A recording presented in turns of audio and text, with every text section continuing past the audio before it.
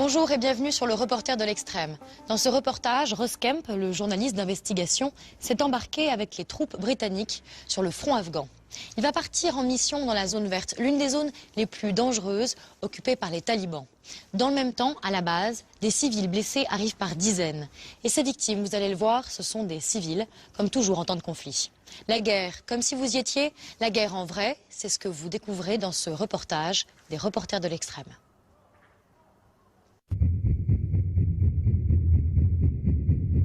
Après un an d'absence, me revoici en Afghanistan.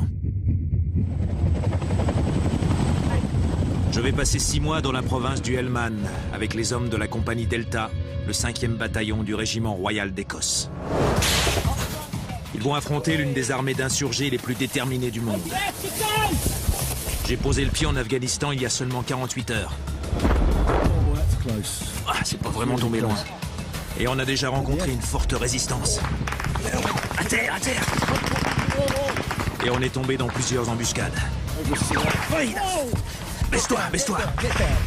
Mais tout ça, c'est la routine pour ces soldats de l'armée britannique qui se battent en première ligne. À terre!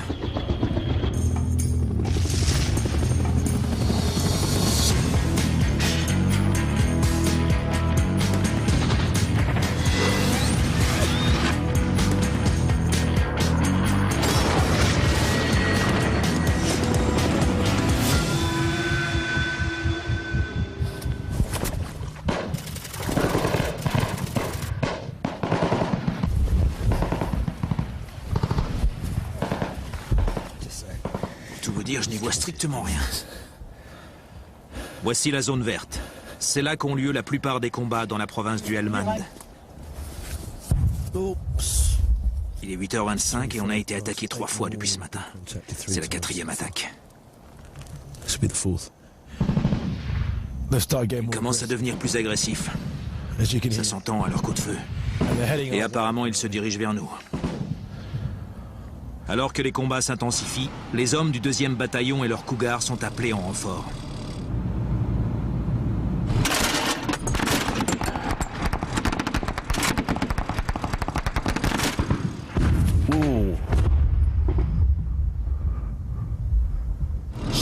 Le 2e bataillon a repéré une position taliban. Position de tir ennemi en visuel. Ils pointent immédiatement leurs missiles Javelin dans leur direction. Et il ne faut surtout pas qu'ils ratent leur cible, parce qu'on se trouve entre eux et les talibans.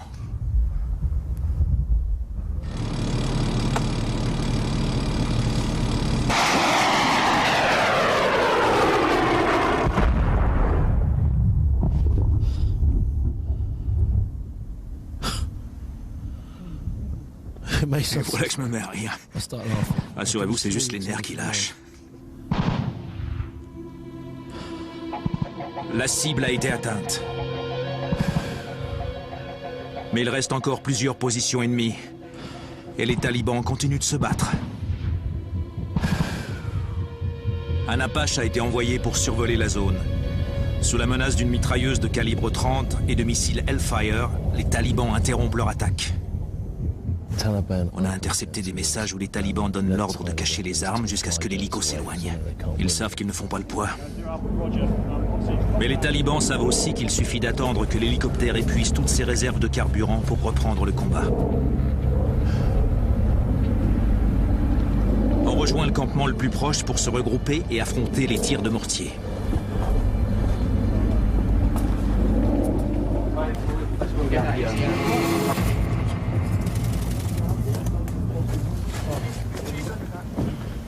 Avec des températures avoisinant les 40 degrés, un coin d'ombre est une vraie bénédiction. Par peur de l'insolation, il existe une sorte d'accord tacite entre les deux camps pour arrêter le combat aux heures les plus chaudes de la journée.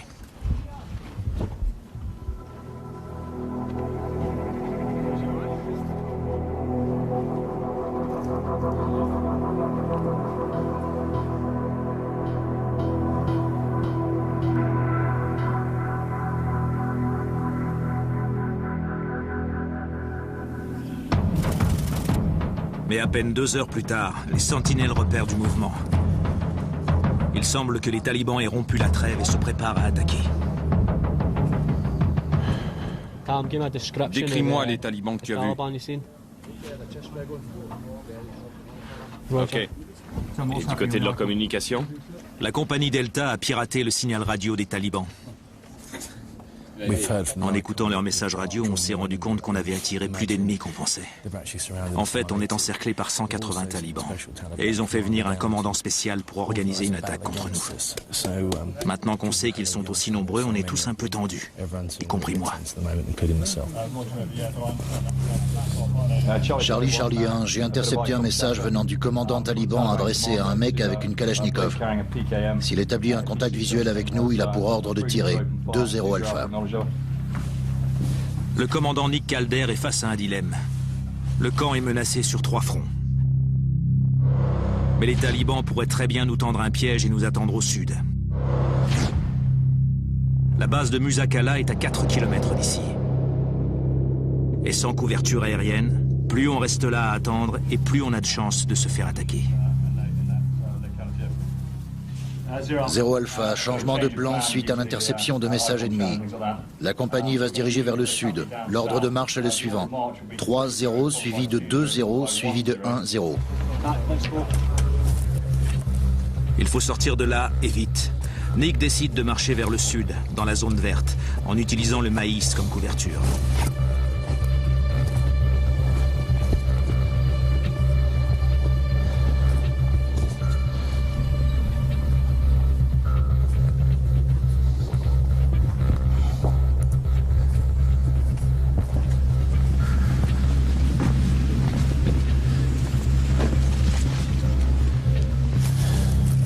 Après 15 minutes insoutenables, les radios captent des communications ennemies.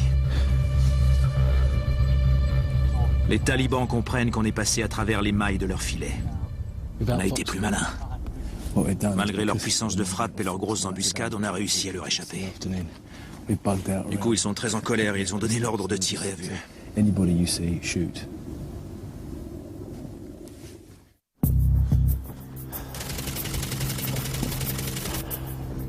Je me trouve avec la compagnie Delta au cœur de la zone verte, en plein combat avec les talibans.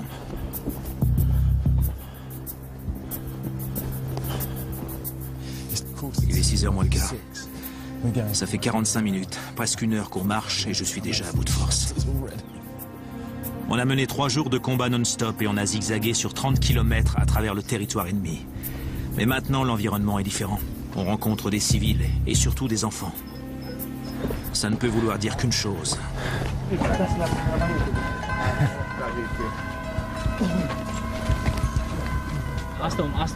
Demande-lui s'il y a des talibans ici. Il y avait des talibans avant votre arrivée, et quand ils vous ont vu, ils sont partis. Dis-lui qu'on le remercie pour ces informations. C'est ce dont l'Afghanistan a besoin. Des gens comme lui pour nous renseigner. Quand vous n'êtes pas là, les talibans viennent et peuvent nous bombarder à tout moment. On est en danger avec eux. Mais quand vous êtes là, on est en sécurité.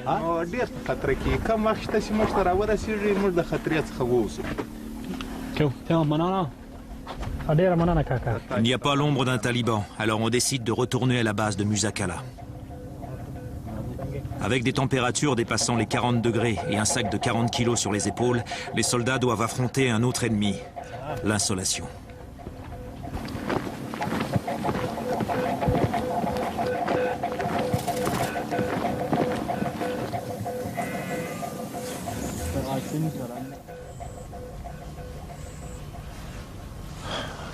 J'ai ma propre douche, une douche interne. C'est une vraie fournaise. Et qui le dis-tu?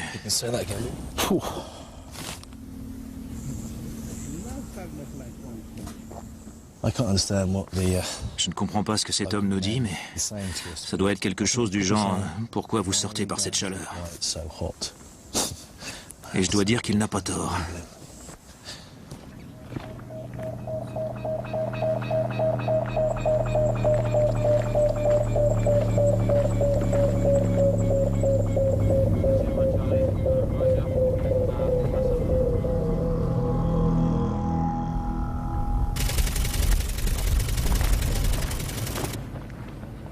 On a mis 7 heures à rentrer.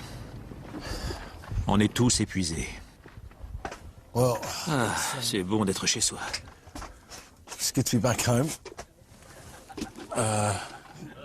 Les hommes ont gardé un moral d'acier sur tout le chemin du retour. Leur professionnalisme est incroyable. Mais même fatigués, les troupes doivent d'abord nettoyer leurs armes, car on est sous la menace permanente d'une attaque.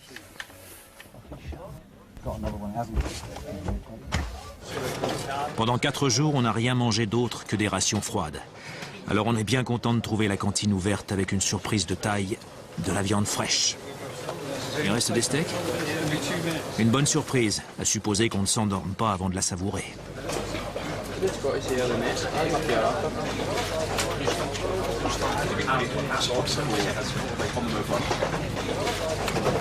Oh, c'est délicieux. Tu aimes? Ouais. À quand le prochain steak? Ne montre pas trop ton À la enthousiasme. même période l'année prochaine?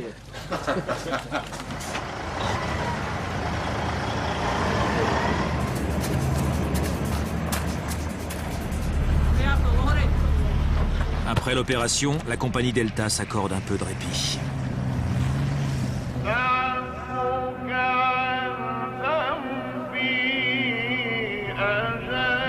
Pendant que les soldats se détendent, de l'autre côté des fils barbelés, dans la ville animée de Musakala, la vie suit son cours.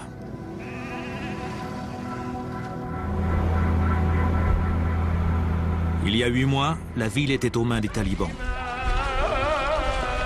Aujourd'hui, une paix provisoire s'est instaurée entre les civils et les soldats.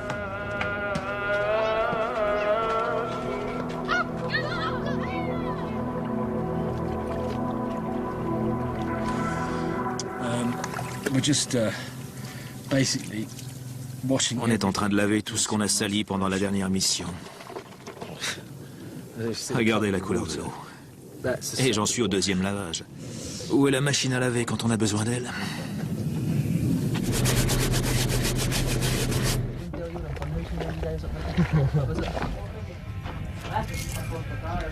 L'opération a été un succès, car la compagnie Delta ne déplore aucune perte et 2 ennemis ont été abattus. Après chaque opération, les soldats font un compte-rendu de leur mission. Notre éclaireur a engagé le combat. Il a tué 2 soldats ennemis et il a fait 1 blessé. On a trouvé sur eux 3 AK-47 et un récepteur scanner ICOM. Alors on pense avoir tué une sorte de commandant, mais pas d'un grade très élevé. Et pour Nick, la mission a été un succès pour plus d'une raison. C'est la première fois qu'on arrive à les abattre avant qu'ils ne nous abattent. Pour les soldats, c'est une bonne chose qu'on ait réussi à tuer 2 talibans. Ça leur montre qu'on est aussi fort qu'eux et qu'on est capable de les battre. Ça, c'est une bonne nouvelle. Ça leur redonne du courage et ça leur redonne confiance en eux. J'en profite pour avoir une petite discussion avec les soldats. J'aimerais savoir ce que ça leur fait d'ôter une vie. Ça vous fait quoi de tuer un homme? Moi, je ne me sens pas coupable. Tout à l'heure, on s'est retrouvés tous les 3, moi, Win et Motion, devant un taliban. Il a tiré le premier avec son lance-roquette, mais il nous a ratés. Et il se trouvait que j'étais le mieux placé, alors je l'ai tué. Il nous attaquait, alors nous, on a riposté. En même temps, c'est votre travail. Oui, c'est mon travail. Ça fait 8 mois que je suis dans l'armée, je suis le plus jeune de la compagnie. Et j'ai fait plus de choses en 8 mois que certains en ont fait en 8 ans. Je me suis retrouvé là, c'est pas de chance, c'est tout. Tu as 18 ans. C'est une sacrée responsabilité d'ôter la vie à un homme. Comme je l'ai dit, je ne me sens pas coupable. Et je ne me plains pas. Je me suis retrouvé dans cette situation, j'assume. Et si d'autres gars avaient été à ma place, ils auraient fait la même chose que moi. C'est comme ça. Il allait nous lancer une autre roquette, il fallait que je l'en empêche. Dans l'ambiance détendue du camp, on oublie vite que ces jeunes hommes ont été entraînés pour tuer et qu'ils risquent tous les jours leur vie.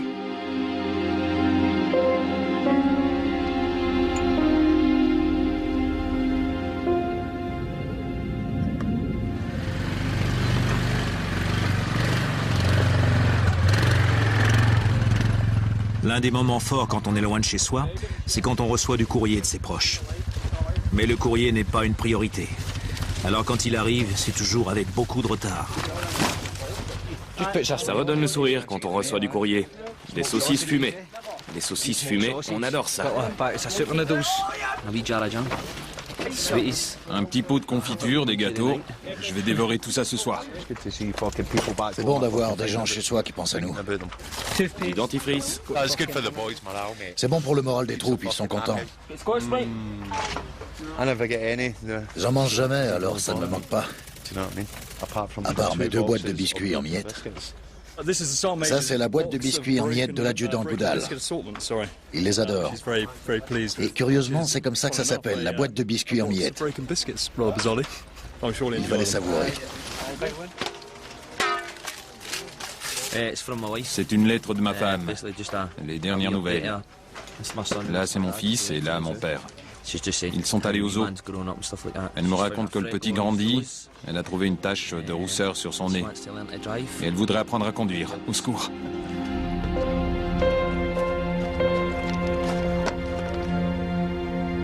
L'homme est un être incroyable. Il s'adapte parfaitement à son environnement. Ces hommes ont une merveilleuse capacité d'adaptation. Et à notre façon, l'équipe technique et moi-même, on s'est aussi adapté à notre nouvel environnement.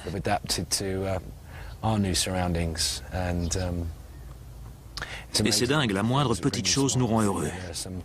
C'est comme aujourd'hui, de charmantes dames de la Légion royale britannique nous ont envoyé des paquets de biscuits. J'en ai mangé un à la noix de coco, et je peux vous dire que ça m'a donné le sourire. Allez, à plus tard. Merci.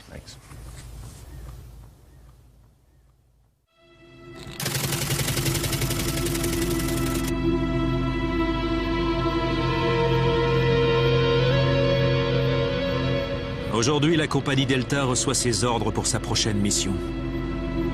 Mais il y a un problème. C'est ce qui se passe? On a une épidémie de diarrhée et de vomissements au sein de la compagnie, mais pas seulement chez nous, dans le 2e bataillon aussi. On pense que c'est un virus. Du coup, on est obligé de retarder l'opération de 24 heures. Parmi vos officiers les plus gradés, combien de personnes sont malades? 2, l'officier commandant. L'officier commandant est malade. Oui. Et 2 autres commandants. Oui. Je voudrais juste vous faire remarquer que vos 2 adjudants sont ici. Et où sont vos 2 officiers commandants? C'est tout ce que j'ai à dire. Ma carrière est peut-être finie, mais la vôtre aussi.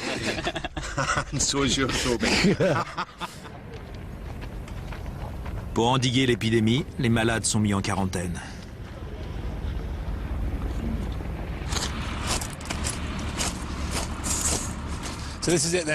C'est ici, Andy? Oui, c'est la zone d'isolement pour les hommes qui ont des symptômes de diarrhée et de vomissement.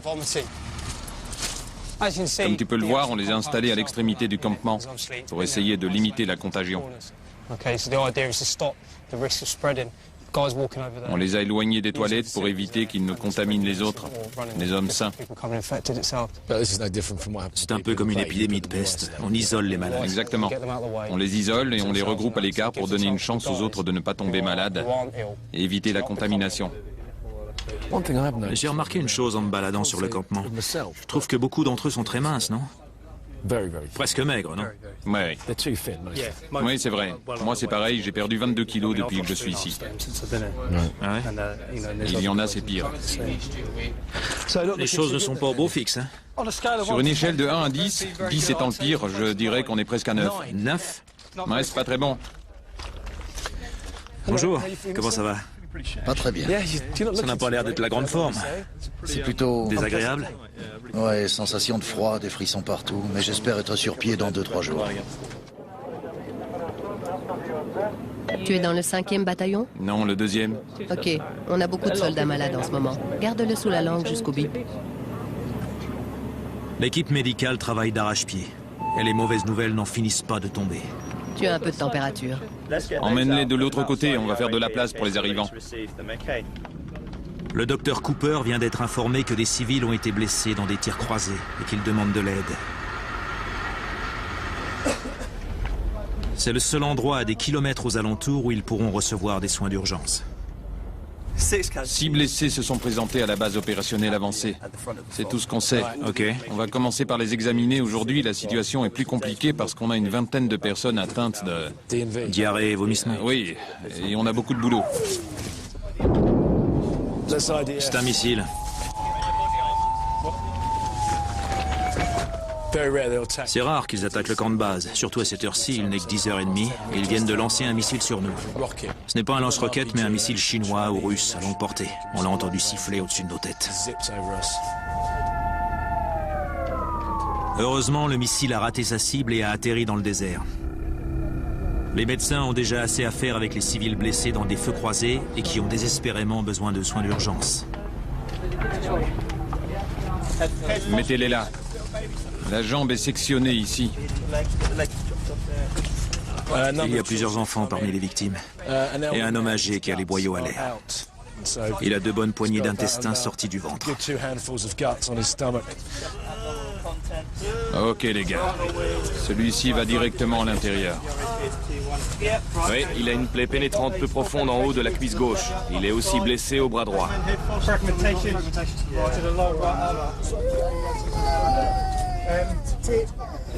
Elle a 4-5 ans et un éclat d'obus dans le dos.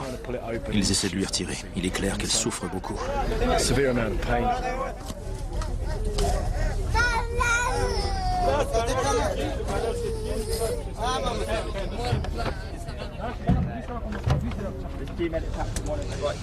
Ok les gars, je sais que ce sont des femmes, mais si on veut pouvoir les examiner rapidement, on a besoin d'enlever leurs vêtements, sinon on ne saura pas ce qu'elles ont. Cette femme est gravement touchée, mais pour des raisons religieuses, ils doivent la cacher derrière un drap pendant que les médecins font leur travail, pour qu'aucun homme ne puisse la voir. C'est vraiment difficile pour un occidental comme moi, avec l'éducation que j'ai reçue, de comprendre l'importance de ce geste. J'arrive. Vous deux, occupez-vous de ces blessés. À vos ordres. Tim et Andy s'occupent de lui, ok? Il y a quelques secondes, tout le monde était préoccupé par la diarrhée, et la seconde suivante, la réalité de la guerre nous a rattrapés. On va drainer son abdomen.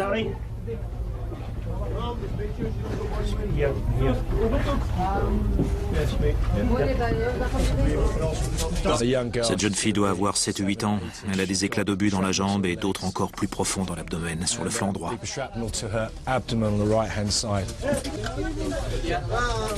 Apparemment, elle fait une hémorragie interne. Ils vont essayer de retirer le sang de son abdomen. La petite fille a elle aussi été blessée par des éclats d'obus. Elle est dans un état grave. Il faut absolument stabiliser ces patients avant de pouvoir les évacuer vers l'hôpital de Camp Bastion, où ils sont bien mieux équipés. Vous avez soigné pas mal de victimes. Laquelle est la plus gravement touchée? Le vieil homme? Non.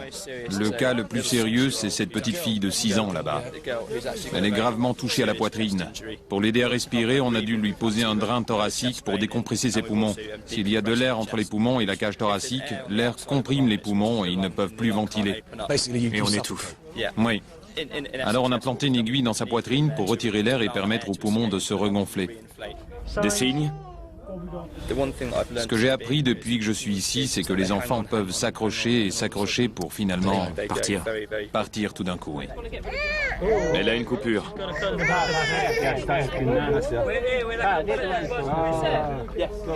Quand on voit des enfants dans cet état, ça nous touche forcément. C'est horrible, tous les dégâts engendrés par les armes qu'on utilise dans cette guerre moderne. Tout le mal que ça peut faire aux gens. Adjudant, les véhicules sont prêts, on peut commencer à les transporter. En tout cas, je dois dire que tous ces gens, les médecins, toute l'équipe et tous les gars ici, ont fait un boulot formidable.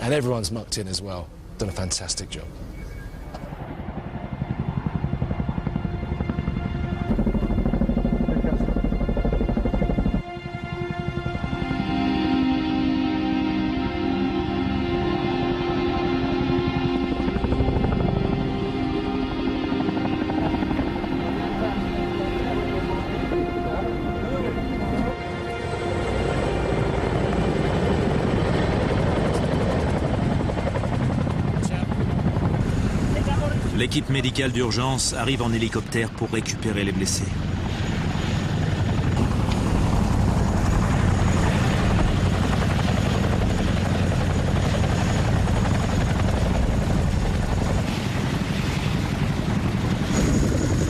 Dans 15 minutes, ils seront à l'hôpital tout neuf et très bien équipé du Camp Bastion.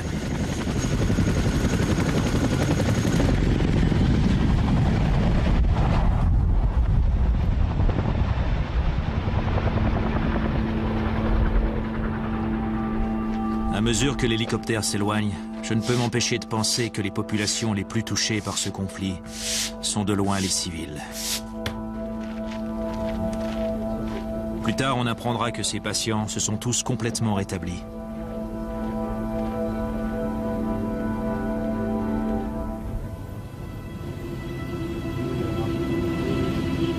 Ces dernières 24 heures, le camp de Musakala a été touché par une épidémie de diarrhée et de vomissements. Et ce matin, je me réveille à mon tour un peu patraque après une nuit passée aux toilettes. À environ 2h30 du matin, je me suis réveillé avec le même mal dont souffrent les autres. J'ai dû faire au moins 8 allers-retours entre mon lit et les WC. Une fois, je revenais des toilettes et finalement, j'ai fait demi-tour et j'y suis retourné en courant. Je vais consulter le docteur et voir ce qu'il peut me donner. J'ai passé la nuit aux toilettes. On est combien à avoir la diarrhée? Vous êtes environ une trentaine. 30? 30. Oui, on dirait que tout le monde est en train de l'attraper. Heureusement, nous, ça va. Oui, vous avez un système immunitaire en béton, du coup. Température 35, pouls 75, SAT 96. Dilulet? Dans de l'eau? Oui, j'en ai déjà quelques-uns. On me donne des solutés de réhydratation et on me dit d'aller me coucher. Il est 10h40. Je vais retourner au lit et me rendormir, parce que j'ai été debout toute la nuit. Est-ce que j'essaie d'abord de passer par la casse-toilette?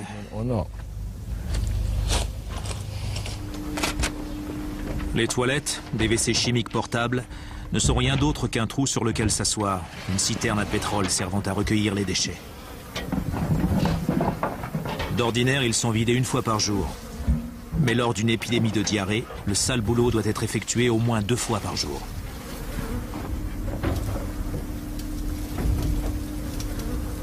Pour un extra de 5 € par jour, ces hommes se sont portés volontaires pour faire le boulot que personne ne veut faire.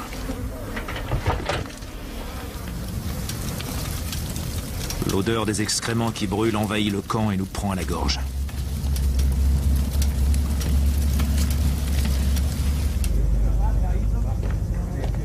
Avant de retourner au lit, il me reste un voyage à faire.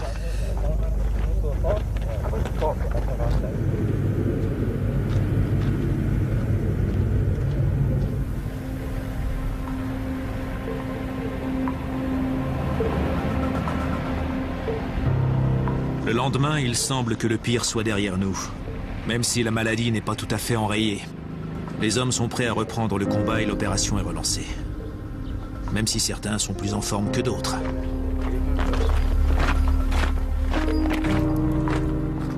Ok, le bilan sanitaire est fait.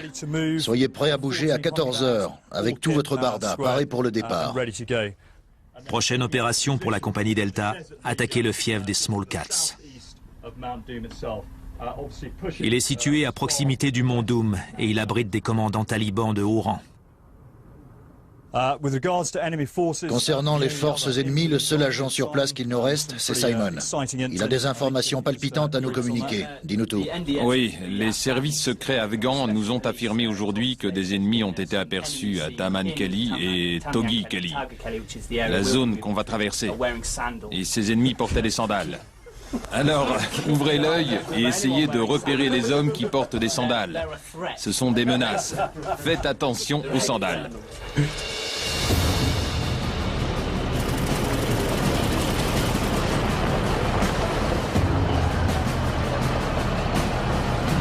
L'opération ne durera que 24 heures. Pour être à portée de canon de leur objectif, les hommes de la compagnie Delta se font transporter par les troupes du 2e bataillon.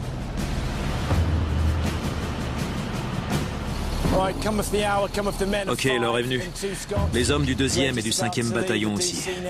On va bientôt quitter le camp et se diriger vers la vallée, à l'est. On va passer 5 à 6 heures dans le désert. Tout le monde sait qu'il s'agit d'une mission extrêmement difficile et dangereuse. Et on sent parmi les gars un peu d'appréhension, mais aussi beaucoup de courage. Alors on verra bien ce qui se passe.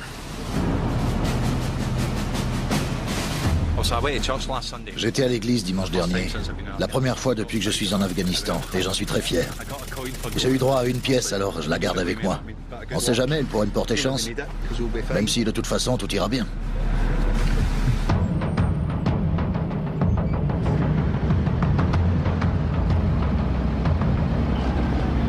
Les 60 hommes de la compagnie Delta ont pris place dans 15 véhicules lourdement chargés. Chacun d'eux est équipé d'un lance-grenade calibre 50 et de missiles anti-chars Javelin.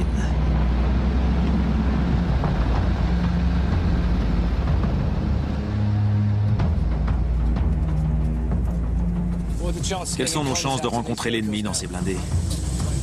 Les chances sont assez élevées en fait. Mais même en cas d'attaque, on a ce qu'il faut pour...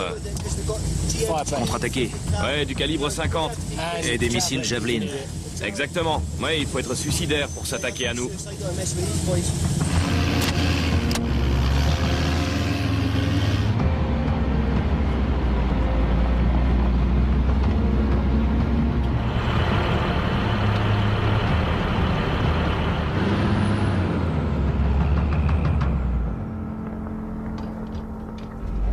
L'officier commandant Nick Calder a échafaudé un plan pour surprendre l'ennemi.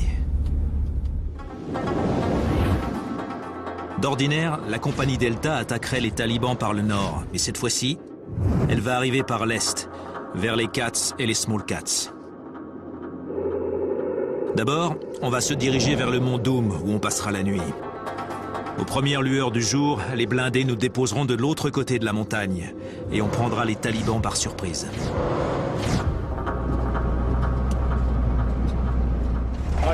Je fais confiance à Nick, le chef des opérations. Il nous a toujours sortis des pires situations. Il sait ce qu'il fait. Ses hommes lui font confiance, et moi aussi. J'ai un bon pressentiment, je croise les doigts. Et si tout se passe bien, on devrait remplir pas mal de sacs mortuaires avec les corps des talibans.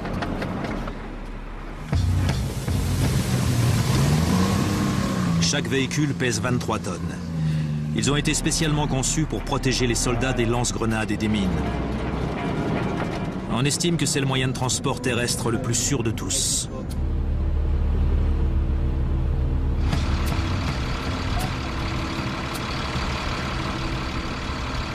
Si on venait à rouler sur une mine, on serait protégé, mais le char en prendrait un coup.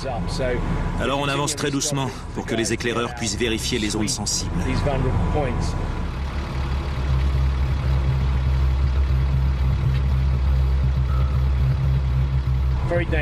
Ce sont des explosions potentiellement très dangereuses. Beaucoup de ces chars conduits par le 2e bataillon ont déjà subi des explosions de mines.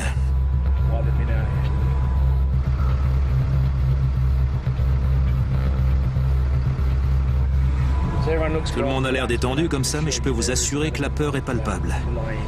Elle a envahi tout le blindé. On ne préfère pas voir ce qui se passe à l'extérieur.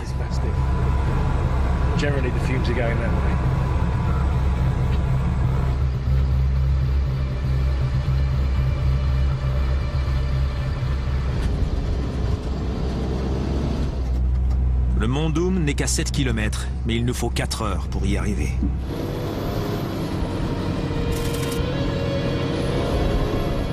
Le succès de l'opération dépend de notre capacité à rester invisible toute une nuit, avant notre attaque surprise du lendemain matin.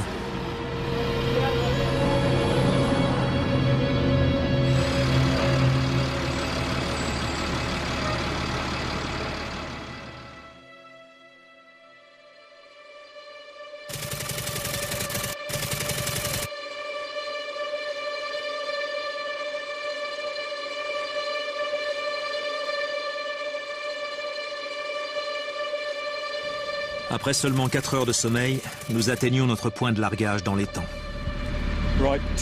Ok, teaser Alpha 0 Alpha. Non, 1-0 Alpha, 0 Alpha. Introduisez-vous dans le campement dès que possible à la gauche de 3-0. C'est-à-dire vers le sud. Terminé. On vient juste d'apprendre que plusieurs groupes d'hommes sont en train de quitter Cats. Cats, c'est la ville qui se situe au nord du fief des talibans. Ils savent qu'on est là et ils marchent dans notre direction. Le Nidgeb vient droit sur nous. Il faut qu'on mette le feu aux poudres. Ordre de reprendre la route. Les blindés sont trop lourds pour pouvoir rouler dans la zone verte. Alors ils se positionnent en hauteur et se chargent des tirs d'appui et des éventuelles évacuations médicales. Plus je m'éloigne des camions, et plus je me sens vulnérable.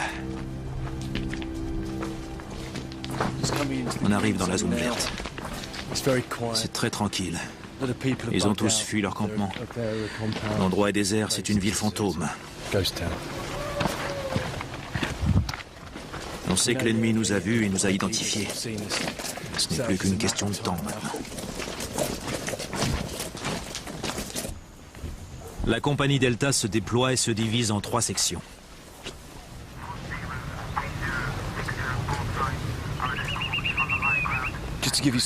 Juste pour vous donner une idée de notre position, l'officier commandant est là-bas, et le reste du groupe, le TAC, est juste derrière nous. Et sur notre droite, il y a les montagnes. Et... Baisse-toi, baisse-toi!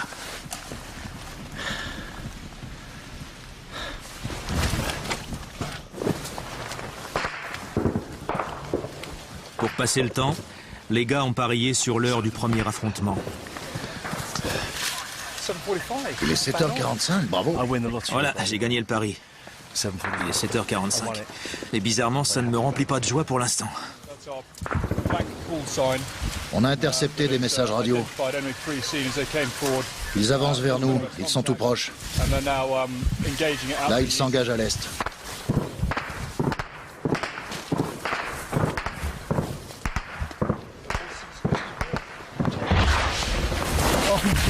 Tir de roquette.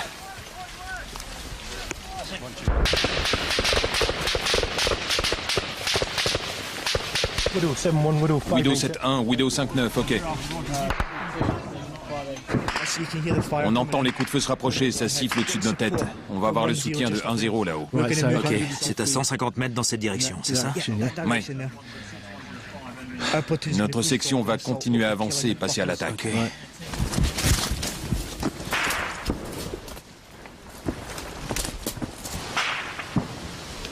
Pendant notre progression, Nick apprend qu'un de ses hommes de la section 1-0 a été touché. 1-0 Bravo, 1-1 Charlie, 2 Cougars viennent d'arriver à mon niveau pour embarquer un blessé. Je vous tiens au courant. Terminé. Voilà le petit Jono. Le petit Jono s'est pris une balle dans le pied. Pile sur le gros orteil. Je passerai voir comment il va. Il a une blessure par balle au gros orteil. On lui a administré de la morphine, il a été soigné, ça devrait aller pour lui. Il ne va pas danser avant un petit moment. Jono est évacué vers Musakala pour recevoir des soins médicaux. 1-0 Bravo, 1-1 Charlie, le Cougar est reparti, terminé. Les talibans ont été aperçus dans le campement 109. Allez, allez, baissez-vous. Fais attention, mets-toi là. Préparez-vous à tirer, l'ennemi est juste derrière. Prenez les grenades et on y va. Si vous entendez des voix de femmes ou d'enfants, arrêtez de tirer, compris?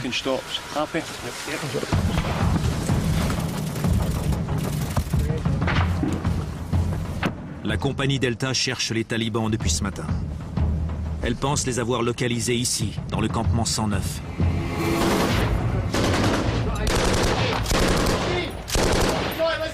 Ok, on va essayer de les faire sortir. Le campement 109 est sécurisé. Les gars, on va continuer à avancer. La section 1 puis la section 2, allez. Le campement 109 est sécurisé. Les talibans ont fui vers le campement suivant. Allez, on y va. Le commandant Calder envoie une section en première ligne pour suivre leurs traces.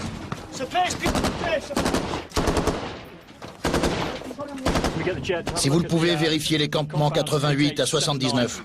Puis il appelle des renforts aériens. On est une compagnie d'infanterie au sol appuyée par des Cougars blindés. On a des mortiers de calibre 81 et 105 armes légères. On va pouvoir suivre le raid grâce à une caméra fixée sur le casque.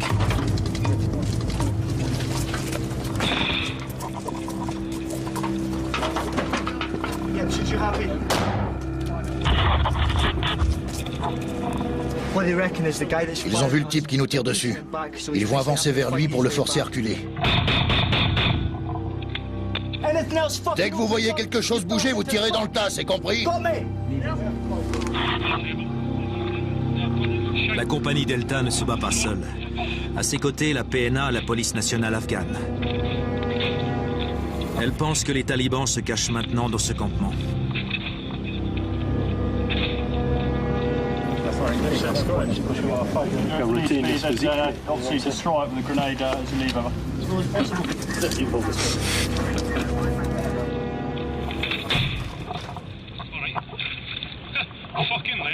Le malade. Bien joué. Ok, on rentre et on fouille le campement de fond en comble. On nous a informé par radio qu'un homme armé a été trouvé dans un de ces campements. La PNA est 100% sûre que c'est un taliban, alors elle va l'arrêter. Il a déposé les armes? Oui, il a jeté son arme, il a essayé de s'esquiver en faisant croire que c'était un civil, mais la PNA n'est pas dupe, et elle va l'emmener. 0 Alpha Roger. On a aussi fait un prisonnier, il était dans un de ces campements. 0 Alpha, ok, terminé. Je vous connais, vous allez me tuer? On ne va pas te tuer.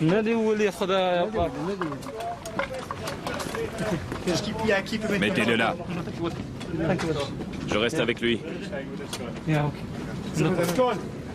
John, dis à ce connard de la fermer. Il parlera quand la PNA viendra le voir, ok? Fais-le mettre à genoux et écarte-le du chemin. Ils sont pratiquement sûrs que cet homme est un taliban, c'est ça? Ouais, regarde les bleus sur son épaule. Ces marques-là? Ces bleus sont causés par le recul d'une arme. C'est mon frère qui m'a battu. Il m'a frappé avec son chapelet. C'est la vérité, ne me tuez pas. La police va l'emmener pour l'interroger. Plus tard, les experts scientifiques découvriront une grosse quantité de poudre sur sa peau et ses vêtements. Aujourd'hui, il attend d'être jugé.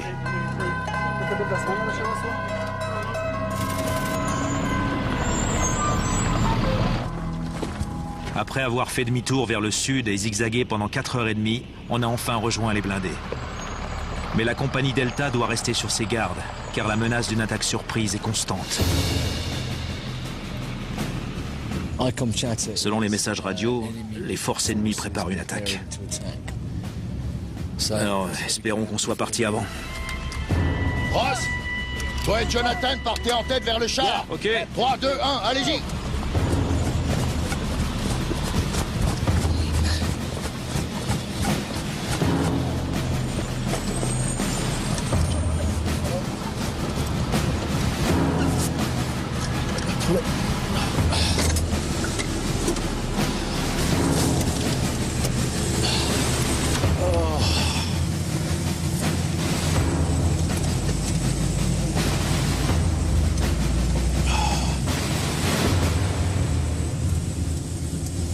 C'était court mais intense, presque comme un raid. On est entré et on est ressorti. Et voilà le travail.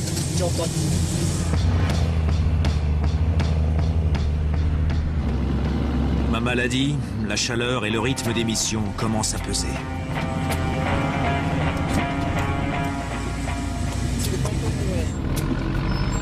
Dans quelques jours, je retournerai sur le terrain.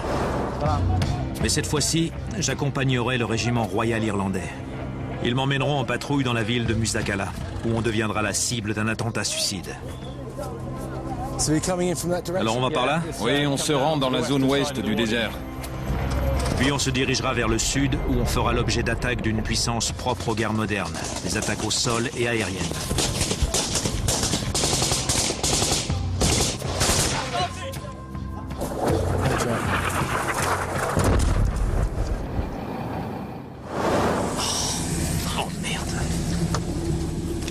Mais avant de repartir, j'ai besoin d'un peu de repos.